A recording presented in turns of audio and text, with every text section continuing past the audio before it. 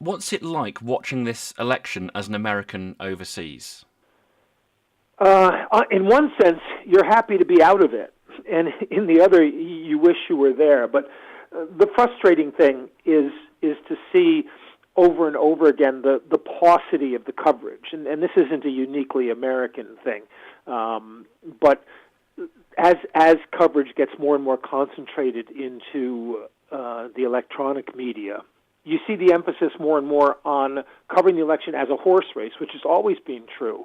But now it's amplified because of the idea of equivalency in major media, which is always false equivalency. And that gives the Twitterati, the Facebook thing, basically a platform to go off on two ideas, say, that are not equivalent, but since the media is presenting them as equivalent, it gives them a sort of balance. We saw the same thing in Britain with the Brexit election, where every sort of factual statement from say 10 experts on one side would then be given equal time by an interview with someone from the other side, even though say 90% of the facts, the preponderance of facts, was leaning one way.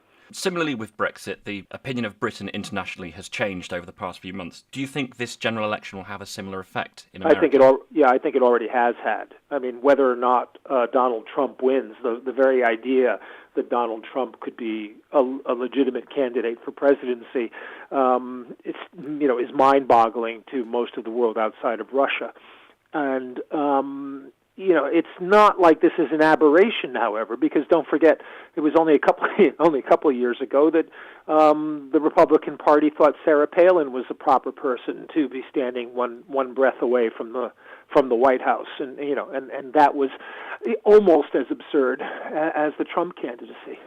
And just one final thing: have you ever experienced a presidential race where both candidates elicit such unpopular feeling before? No, absolutely not. I don't know if anyone in America has since the 19th century, maybe. I mean, you have cases where one candidate has had that sort of feeling. Franklin Roosevelt, in particular, used to elicit real venom from the right-wing press. And what's interesting there is that there was a special venom reserved for Eleanor Roosevelt, who was a very active and high-profile First Lady, probably the most so until Hillary Clinton came along.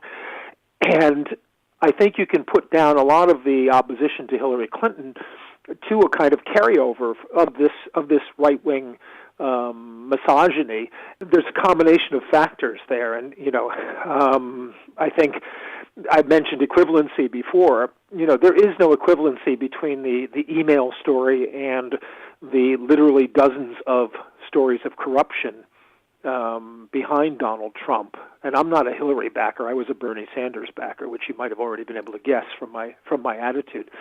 But by attacking Hillary Clinton, by swift-boating her basically on the corruption issue, calling her crooked Hillary, and the media running with that and giving Trump so much exposure for it, they created an equivalence. And so Hillary, who's not a particularly likable candidate in the first place, is now considered by a large part of the electorate as a criminal who should be in jail. And that is actually a frightening prospect. Mike Carlson, thank you very much.